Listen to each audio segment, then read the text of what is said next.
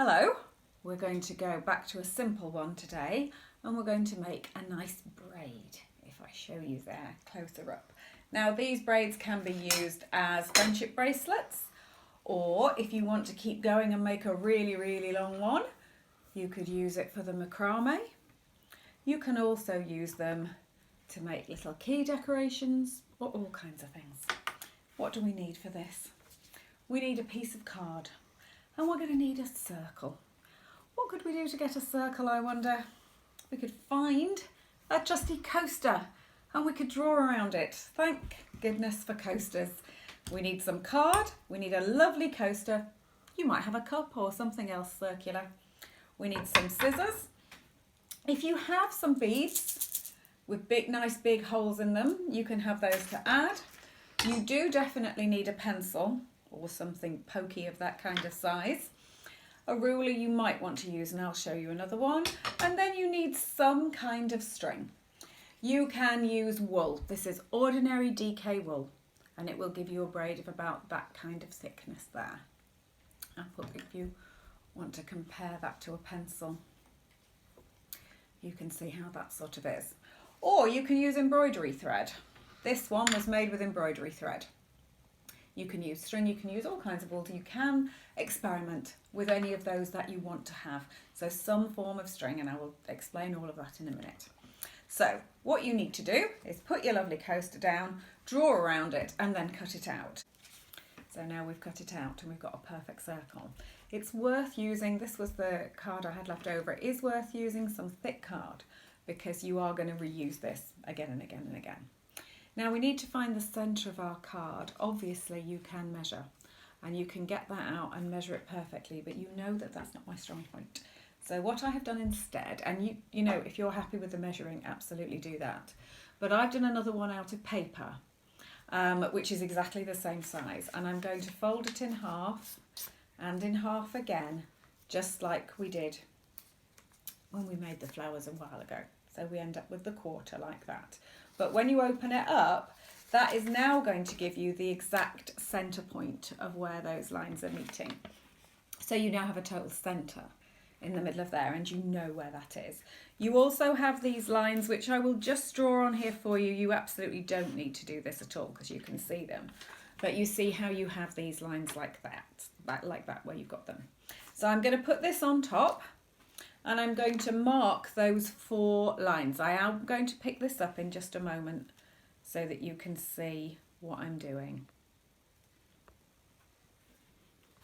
Now what you're doing is basically measuring doing it into quarters so that you would end up with that, okay? Where you see that, so you have 4 quarters exactly like that. Now I want to know where this middle bit is, so I'm going to poke my pencil through it and then I'm going to put it on top and I'm going to mark where that centre was, exactly there. Okay, so you can find a mathsy way of doing that if that's what you want to do, but that's what you're going to end up with, okay? Now in between each one of these, we're now going to make another mark about halfway. Now I am going to guess this. If you want to get out a protractor and do it, but guessing is fine.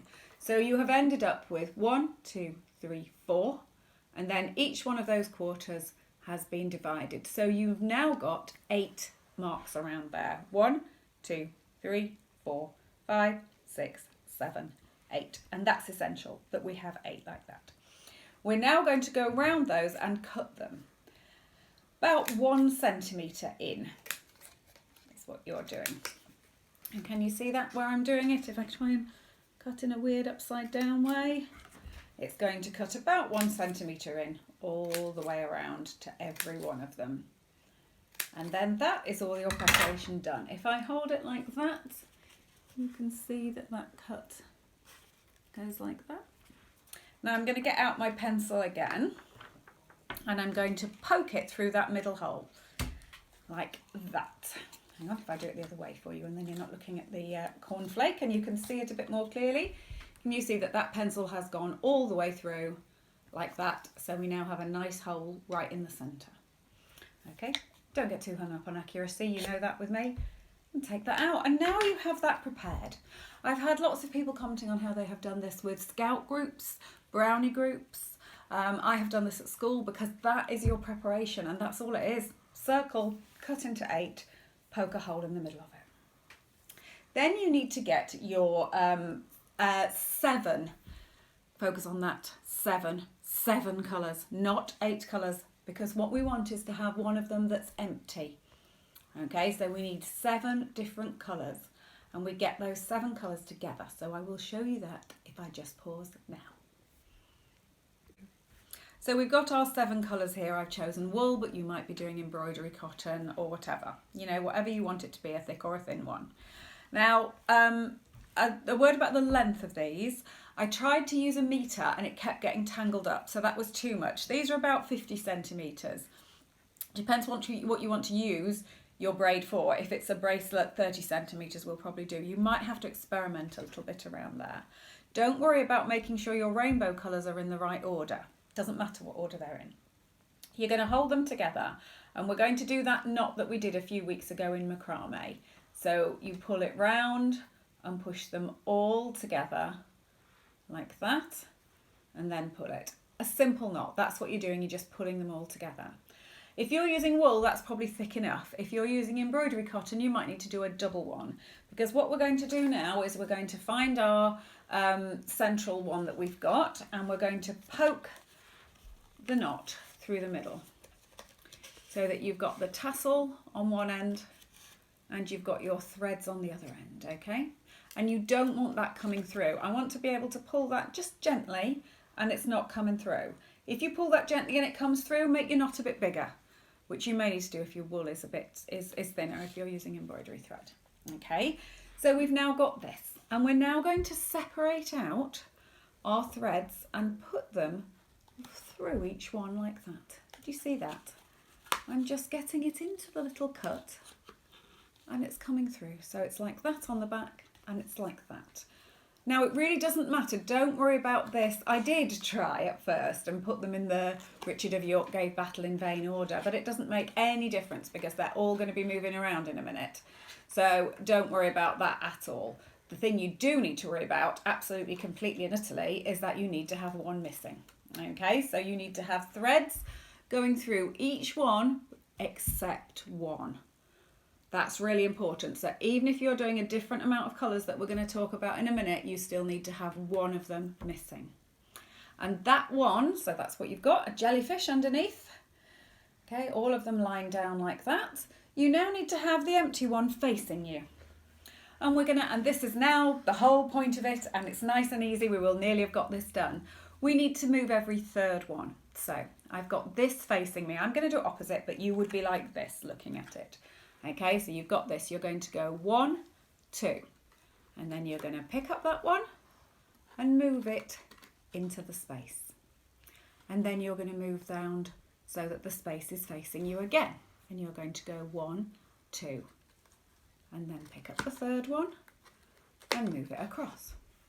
We're going to turn that round so it's facing us, the empty one, and we're going to go 1, 2, and we're going to pick up the next one. Now, when I do this with children, they do forget to count to 2. 1, 2, doing something else, talking or whatever. You will end up with a little bump in there if you've picked up the wrong one. It's better to focus and concentrate to start with. But if you're doing it with children and it goes wrong, you can just pick it up again. It's fine. That's what you're doing. You're turning the empty one to you and then you're going 1, 2, and you're picking up the third one. Now, the other thing about doing it with children is that at some point they're going to go, mine's not working. Because it takes you a little while before you get it coming out at the bottom. It's a slow, quiet, careful craft. So it takes a while, but if you keep doing that, you're going to end up with this at the bottom coming out. So keep going, 1, 2, move the third one, 1, 2, move the third one, and you will end up with this braid coming out. I'm going to show you how that one looks close up. So you've got this big tassel on the end, and you've got that. Now, every so often you need to comb through your wool because it will start to get tangled up, and you just need to keep pulling your hands through like that. That's why if you've got a really long one, it can get caught up, and you can always cut it off when you feel like it. But you're going all the way through. So 1, 2, and then move the third one. Oh, I won't show you that one just yet. I'll do this first. Okay, so you keep going through, keep going like that. So I'll just do a couple more. I've got that, and I'm going to go 1, 2, and move the third one. Now, I am doing it automatically to the right because I'm right-handed. If you're left-handed and it feels more comfortable for you to go to the left, that doesn't matter. And that's another really good one about doing it with children, because it doesn't matter being left or right-handed. As long as you're moving every third one and you move the empty space to you, 1, 2, and we'll do that.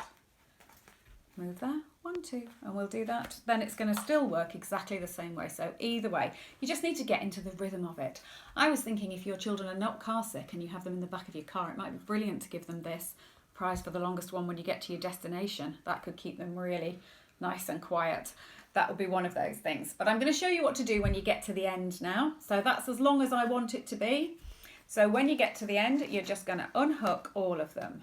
Now this is quite a nice tight braid, so you don't need to worry about it spinning out of control when you take it out. So I've just unhooked every one of them, and I'm just going to pull it through. So I've got that. It's not going to come out. So if you want to be able to do that. Now, if you leave it for ages, it will come out. So eventually you need to just tie another knot in it at the end. But you can leave it for a while, and you know it's not going to spin out of control at there, which is another good thing for children, not putting masses of hard work in and then messing it up at the end. You can just tie yourself another bit on the end. And now I've got, oh, what have I done with my scissors? I've lost them. Oh, never mind. There's some more scissors handily right behind on my crammed full shells. And I'm just going to cut that off, so I've got another lovely little tassel. Okay, my tassel's a bit untidy at that end, so I'm going to do that. And that one I would like to make, you can tie it around your wrist. Originally, of course, the idea of friendship braces was that you tied them on and never took them off. But you can make a little loop for it, or you can do where I've done it on there. I have just pulled it round, added a few beads, anything like that. So they look really nice like that. So that's basically it, and there isn't anything else to teach you except just a little word on colours, because you can have them making all kinds of different patterns like this, but that is more complicated. If your children get into friendship bracelets, there are loads of different ways to do them and make different patterns and everything. And I didn't mean to make that sound like it could only be children, because actually I've enjoyed doing these as well. You can totally make these, you don't have to have children. But when you're doing it, you do end up with that kind of generalised pattern on there. But if you want something to look a bit more specific, if you just have less colours. So here I've chosen 3 dark red ones and 3 pink ones and 1 silver, because you have 7 when you're in here. So I just decided to do 3 and 3 and 1 extra one. And this is embroidery cotton one, so it's thinner. I'm just going to show you that it makes much more of a pattern like that. It's exactly the same braid, I'm doing exactly the same thing, but it somehow looks like a slightly different pattern. And if that's how you want it to look, just restrict your colours. You could do them in all the same colour if you want, any of those, but it's exactly the same. I've got the empty one towards me, and I'm going 1, 2.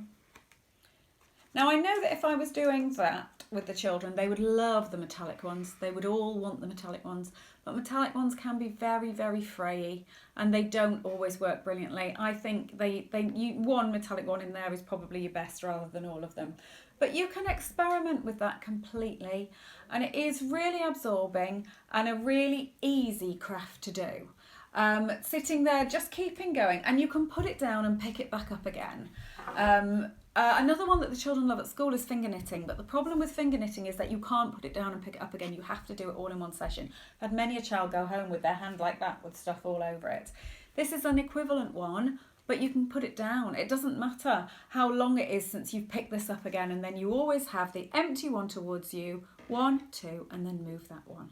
And it's really nice and careful. It would take you quite a long time to make a braid that was long enough to do the macrame, but it makes a handle on a bag, all kinds of things. Just nice and quiet, going on like that. And all you really need is some kind of thread and a piece of cardboard. So that's a lovely, gentle craft, and I hope that you enjoy it. It does take a while, you know, it takes a bit of a long time, but sometimes a little bit of calm, quiet crafting is a good thing. Bye.